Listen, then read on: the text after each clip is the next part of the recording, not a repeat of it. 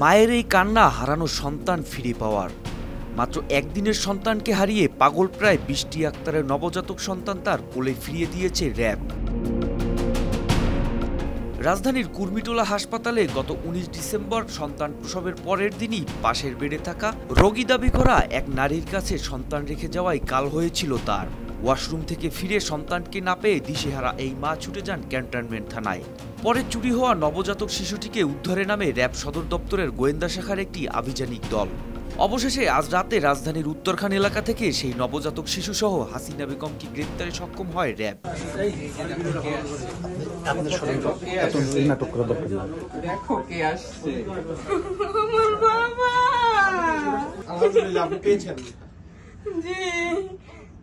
আপনার কি প্রথম সন্তান উনি? না না, এটা আমার তৃতীয় সন্তান। আমার আরো দুইটা বাচ্চা আছে। দুটো কি ছেলে নাকি মেয়ে? না, একটা ছেলে একটা মেয়ে।